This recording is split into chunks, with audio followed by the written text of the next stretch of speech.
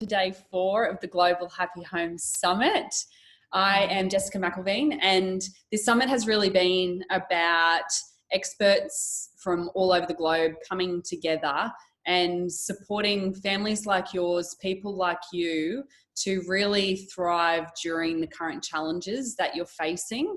And today I've got Krista joining us. And thank you for being on board, Krista. How are you going? Really good. Thank you so much for having me here. This is very exciting. Yeah.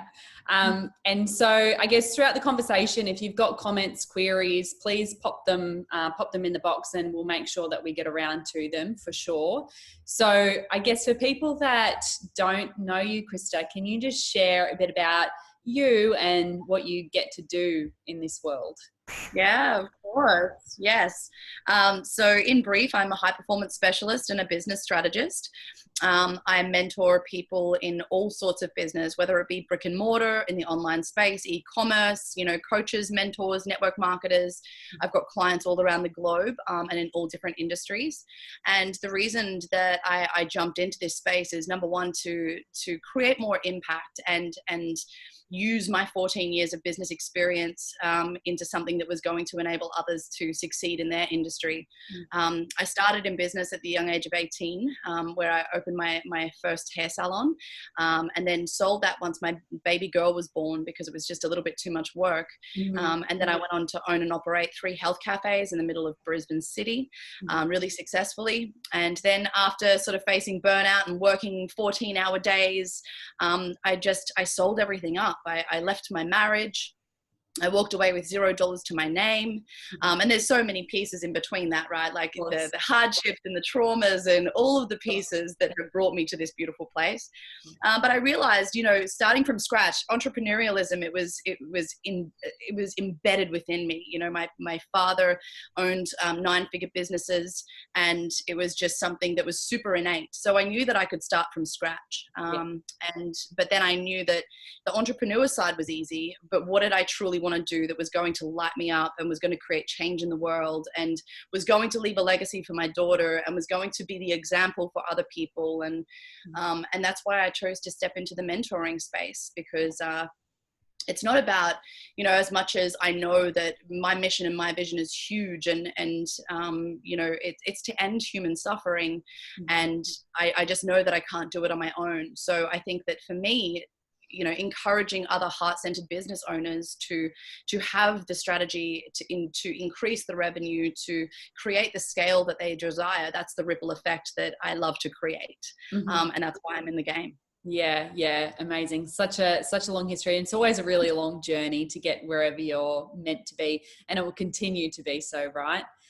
Yes. So I guess, Krista, you've got loads of clients and you're in the game, you're speaking with clients. People are probably coming to you now more than ever seeking support, trying to figure out what on earth to do. I'd love to know, for the parents watching who are in business, this is really, a really great opportunity to ask any questions that you've got in terms of pivoting and how to still thrive with your business at the moment. But for you, what are the challenges that you're seeing people are facing with? What are they really struggling with in their business?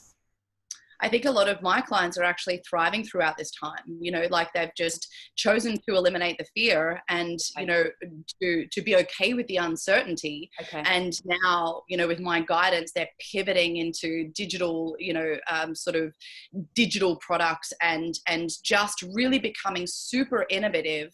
And they're seeing huge amounts of success. But I think that, I have so many people that aren't, my clients reaching out to me, and I'm saying, now, as long as you're leading with stress, as long as you're like constantly in that stress state and you're in that overwhelmed state, number one, it, raises our cortisol and decreases our IQ. So you can't make effective decisions from that place. But number two is like, when you can like truly be okay with this present moment, be okay with the uncertainty, how can you become more creative and innovative like never before? Because that's what these times are really calling us to do. So I think that while all of that uncertainty is bringing up so much for so many people, it's just what we choose. You know, it's just what we choose.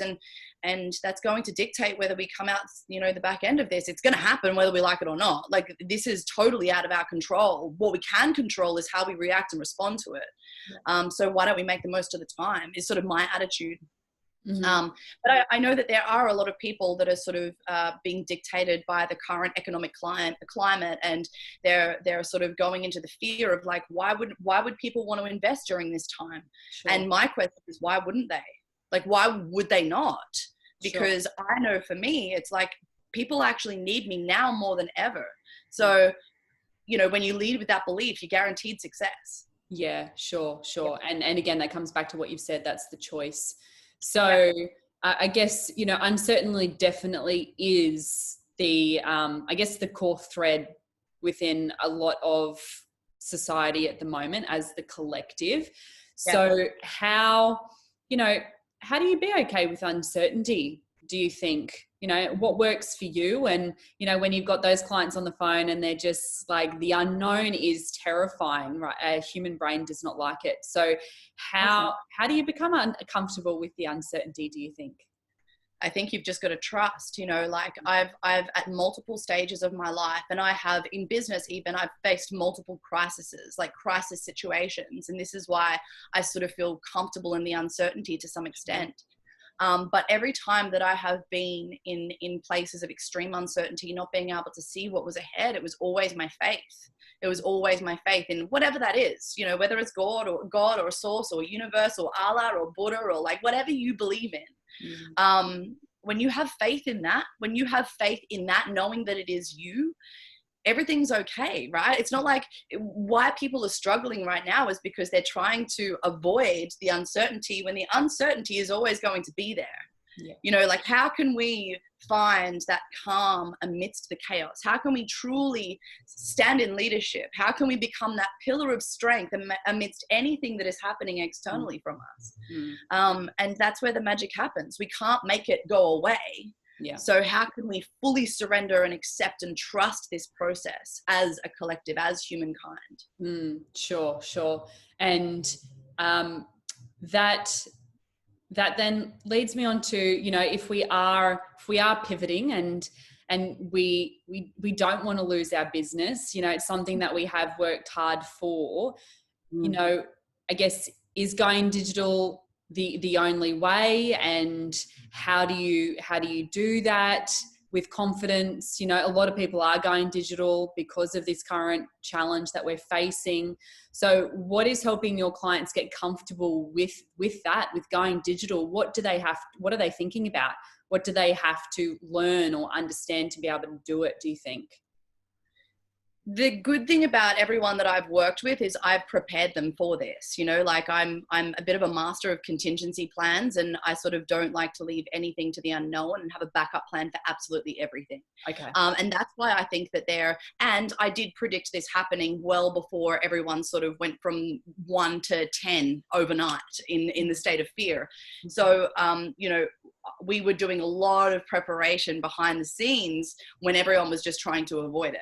Okay. So, I mean, a lot of people are, that I work with are already digital, and it's just a matter of, you know, figuring out how we can become more innovative in that. But I think it really depends on the business that you're in. You know, like I've got people in food businesses, and I've taken them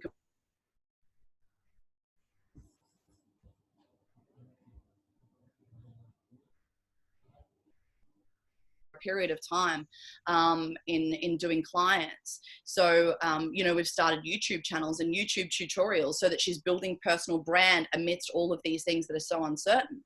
Sure. And, you know, what we did at early stages when coronavirus, you know, I was in New York with Gary Vee at the beginning of the year in January, and coronavirus was just sort of, you know, coming out. Sure. And that's when we sort of started establishing with all of our clients, my partner as well, we started establishing this whole phased out contingency of what needs to happen. So we were well ahead of the game, and we would take people through these phases of like preparation. Okay, right now, phase one is how can we become remote and agile within our business? How can we become not location dependent and completely remote, you know, our teams included. Sure. And then, you know, streamlining everything so that it's really easy and effortless.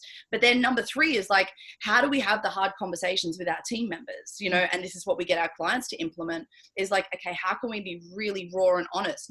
Not saying that the business is going to take a dive, but so that our clients or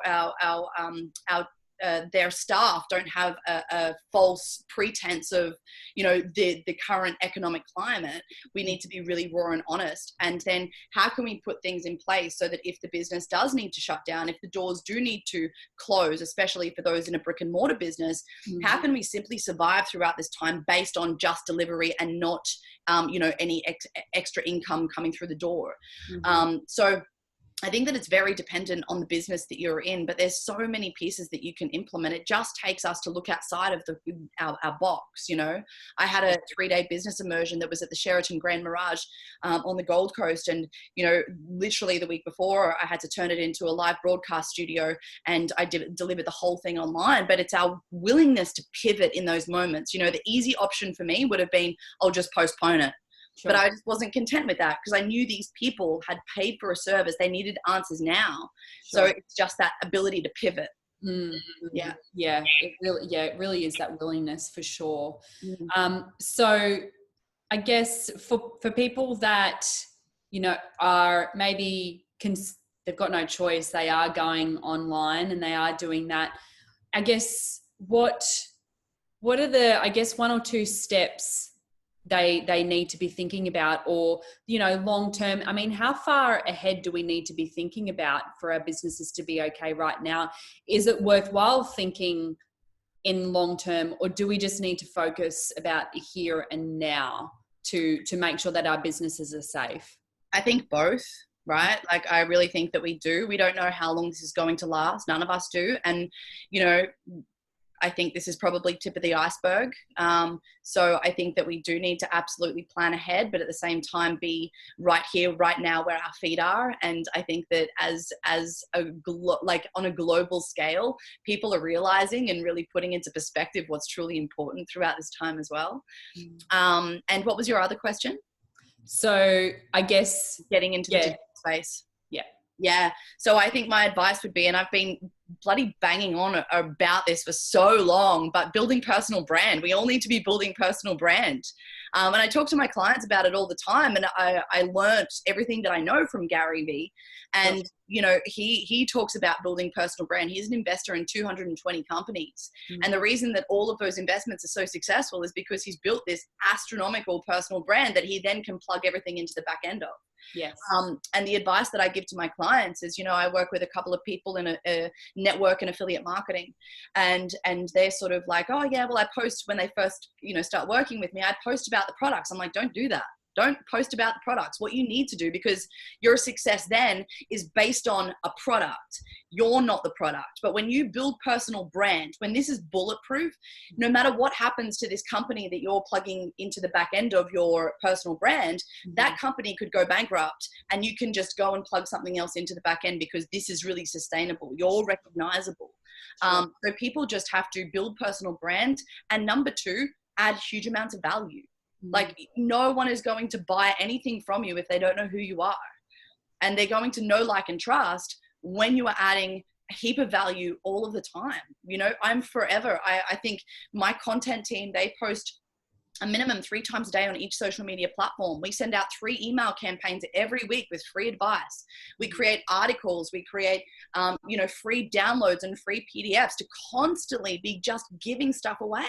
Yeah. And that's the reason that I can sustain, because I've just built credibility and authority in my industry because of the amount that I give. Sure, sure.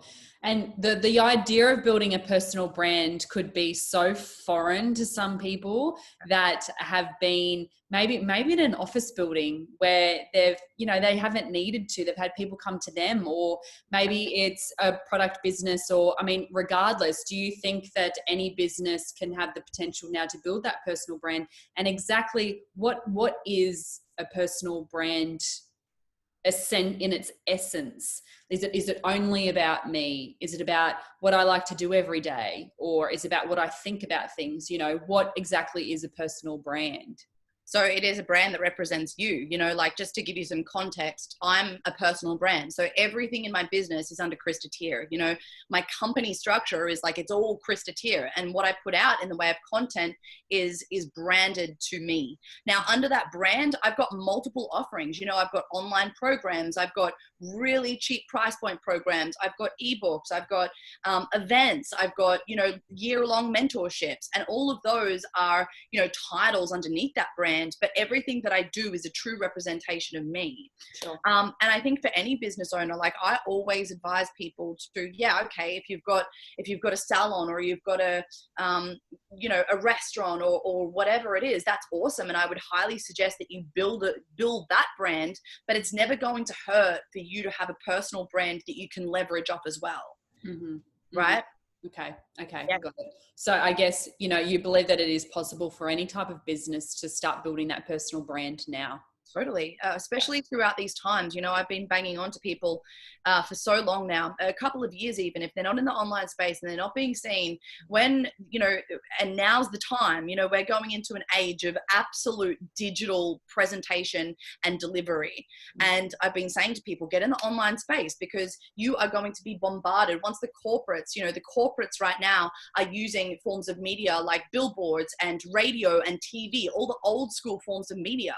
But the corporates are now getting wind of the online space and social media platforms and paid Facebook advertising and YouTube and TikTok and all of these things. When the corporates come in with the amount that they can spend in this space, it is going to send the price of ads skyrocketing through the roof.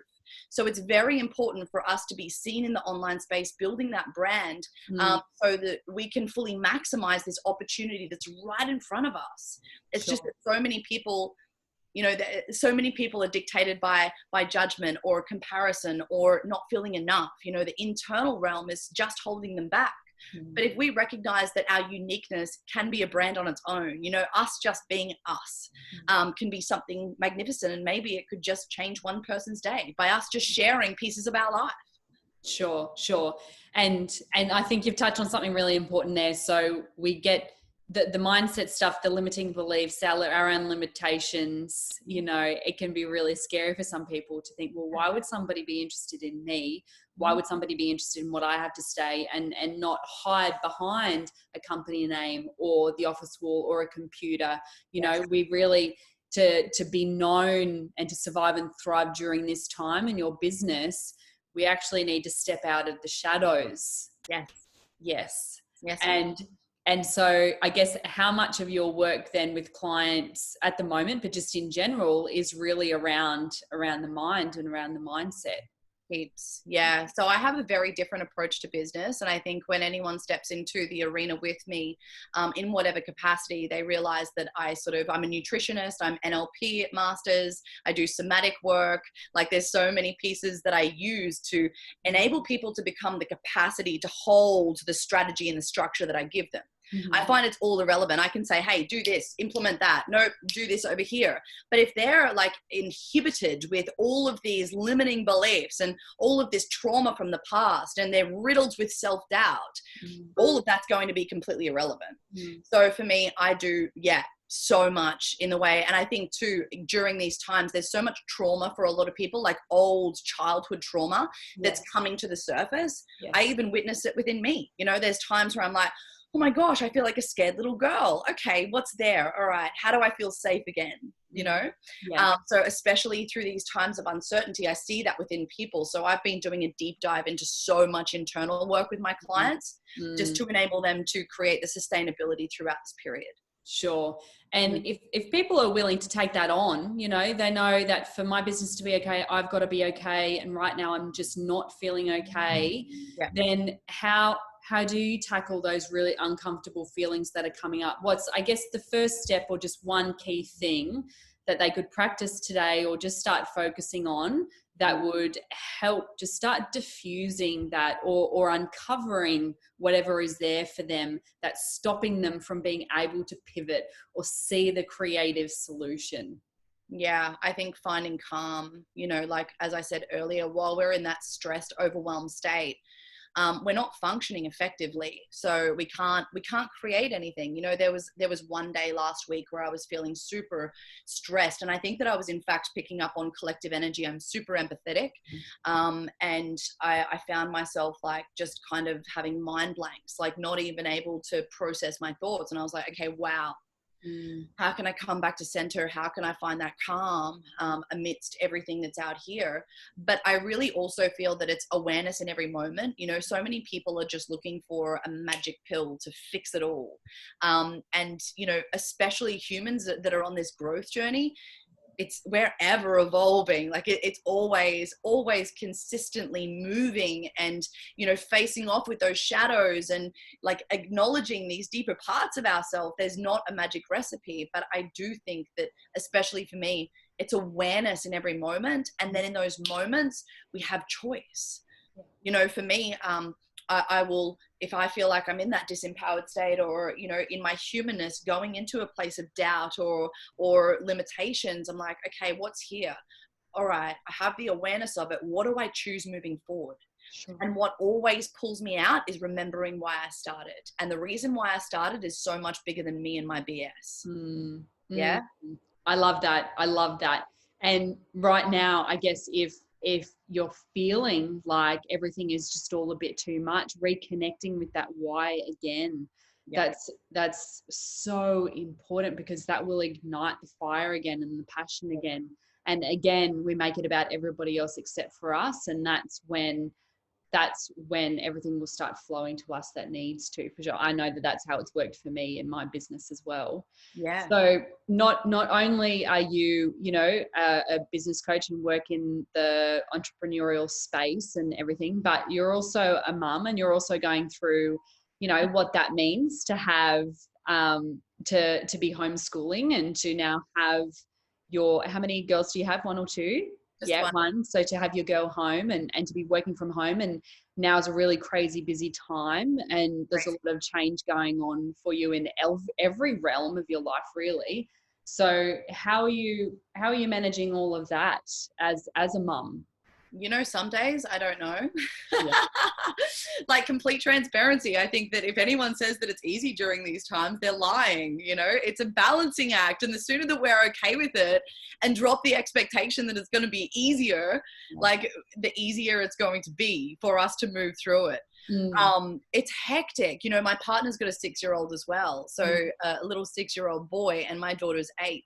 And we do have the privilege of having a nanny here with us. But, you know, you combine business, clients, like 2 separate businesses, 2 separate amounts of clients, 2 separate teams, and 2 children. There is chaos in that, you know. And what I've found is that I'm just really prioritizing the things that move the needle. And I know for me, the legacy that I'm creating is for my daughter. You know, like everything I do is, and I truly believe, I don't like when people say I'm doing it all just to leave a legacy for them, because I want to actually teach her to be the capacity to create her own goddamn legacy. So there's that. But, you know, throughout this process of me showing her, you know, what women can do and how we can be just as successful as men and all of the pieces, if I'm doing it all for her and I'm taking time away from her, what's the point of any of it? Yes. You know? So really at the moment, it's about extreme perspective in my business. I'm lucky enough that I've got team around me that I can delegate different pieces. Sure. But I'm really prioritizing the things that move the needle forward in my business, so that then I can be extremely present as a mother, so that I can be there and I can, you know, help homeschool and you know, spend quality time, because they're feeling everything that we're feeling, you know, like children are just constantly absorbing. And if we're in that fear and uncertainty, they're picking up on all of it as well. Yeah, absolutely. And I like what you've brought up there in terms of this is actually the opportunity where we get to be clearer on what is important. But if we're focusing on the business aspect, getting clearer on basically all of the crap that we've been doing that doesn't benefit our business one little bit. So this is where we get to find out, okay, well, where does my precious, precious time need to be spent? Let's get clearer on what's going to move the needle. And then, you know, and then you can do it with so much more passion, motivation, conviction as well. And that's what helps a business thrive in any area, but especially right now. Absolutely. Yeah. I usually say to a lot of my clients, you know, I take them through this process called the target plan, and I get them to write down 10 action steps that they need to take. And I say to them, I'm like, okay, there's 8 on that list that will create 20% of the results. There's 2 that you're going to avoid, but they're going to make up the 80%. What are the 2 you're going to avoid? And right now, it actually requires us to only focus on that 2 and implement at the speed of light. And that's what's going to dictate our success. Perfect. I love that so much. Yeah. That's a huge takeaway. Takeaway. Yeah. The 80-20 rule comes into everything. And I love how you've just shared that. Thank you. And for your daughter, you know, what is she thinking or feeling about all of this too? You know, what are her thoughts or experiences? I'm really into conscious parenting, and so is my partner. So we sit down and, you know, we have conversations with the kids and we ask them how they're feeling and any questions that they have. But my daughter is very aware, and, you know, while she's aware energetically, emotionally, you know, she picks up everything that I'm feeling. She's also very aware of, you know, the circumstances and the reality of it. So she says to me all the time, she's like, I really don't like this, you know, virus. But Mum, I think that it's really making everyone slow down. And I was like, yeah, it is. It's making everyone slow down. And she goes, yeah, I don't know why everyone's freaking out about it. Because, you know, if we just do the right thing and we stay indoors and we just all calm down, won't it pass quicker? So she's really onto it. And I think she's just honestly stoked that she's not going to school, to tell you the truth. Yeah, look, I think there's loads of kids, right, that again are going to thrive during this time and that are going to learn at home far quicker than at school. And that'll be so amazing for parents to see and experience too. That's another learning opportunity. So as a mum being at home with your family and everything that's going on, what keeps you grounded then? What keeps you moving along? Because there's lots of parts. So many moving parts. So what helps to keep you grounded? Meditation. Okay. Meditation multiple times per day, and eating nutritious food. I've always been, as I am a nutritionist, I'm always prioritizing my health. So during these times, especially when there's chaos in the collective, I'm actually at the moment, I'm eating vegan. I can't sustain on a vegan diet just because of my blood type and other factors. But right now I'm keeping my vessels so clear so that I can bring through whatever I need to. And then meditation, and I do intermittent fasting. And I have for the last 8 years. I usually have like a 5-hour window that I eat within, and it keeps me optimal throughout this time. I feel really grounded when I'm fasting. But, you know, just once again, it comes back to awareness. You know, it's easy for us to go into an overwhelmed state when I've got my daughter chirping on in the background and I'm trying to, you know, organize clients, and I've got my team over here that I'm trying to, you know, correlate everything with. It's normal. All of a sudden I'm like, oh, my head is going to explode. Like, I'm human. I have to remember this. But in those moments, instead of like allowing it to loop and getting into that stress state, I'm like, okay, guys, I just need 5 minutes. And I come back to center. Breathe. All right. Now I'm all yours. You know, it's awareness in those moments instead of letting it get out of control. Sure. And do you feel like the dial then is just getting turned up on things that were already there, and that, you know, this is just highlighting things for you that needed to be worked on or needed to be fine-tuned within any part of your life or realm at the moment? Oh, totally. Yeah. Because I think it's bringing up so many old wounds for a lot of people. So it's showing us, you know, sort of what gets to be worked on. And, you know, I've been in the work for like the last 10 years, you know, in the personal development space per se, or, you know, going into the internal realms and uncovering those deeper parts of me. But even during these times, I'm like, okay, how can I be more effective? How can I even use my time? You know, I was super time efficient, and I've always been so productive because I've been in business since 18. So it's like really normal for me. But, you know, having my daughter at home 24/7, it's like allowing me to dial in even more. Okay, what is really important? How can I fully utilize this hour as opposed to just, you know, screwing around? Not that I've ever done that, but, you know, I feel these times are definitely allowing us to see where we can like pivot even in those incremental moments. Yeah. And what I've definitely noticed, especially in what you've just shared there, is the questions that you're asking yourself are actually helpful questions. Yes. So they're not questions that have a yes, no, or that have a no. They're, okay, how do I make this work? So they're always solution focused questions, or as asking for, okay, how can I make it work? Because there's always a way. But when you limit the question, or you ask yourself an unhelpful question, then you're never going to get happening to me. Like, that's right.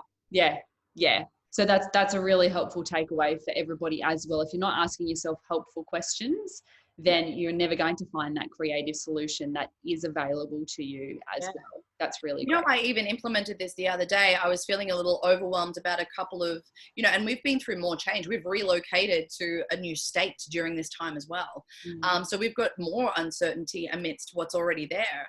And I was feeling a little overwhelmed the other day. So I wrote this whole list on my whiteboard, and I was like, how can I find the solution to this? How can I get to this place with the least amount of stress? How can I multitask this and this throughout this time? And when you honestly, when you start with the how, it's amazing how quickly things get resolved. And before the end of the day, it was like boom, boom, boom, boom, boom. I had the answer to every single one of those pieces. How great. That's so great for everybody watching, and for me included too. It's just a wonderful reminder to ask better questions to get better results. So I guess, Krista, we'll start wrapping things up, and I like to finish with 2 questions, which I'll ask you. But is there anything that you feel like we haven't touched on that you feel people need to know right now? Honestly, I think that, you know, whether people in this group are leaders, I believe that we all lead in some way. It's just whether we're leading in an empowering way or a disempowering way. But I ask that during this time, now more than ever, it's important for us to step up, you know, because the initial reason that I entered the coaching space, you know, when I first jumped in the online on Instagram and Facebook, and I would just make a post, I just put a post out there. And the reason that I did it was just with the intention to change at least one person's life in some way, shape or form, even when I was going through my own shit. You know, like I was still going through stuff, but I thought if I can just be of contribution in some way, shape or form, oh, that feels really good.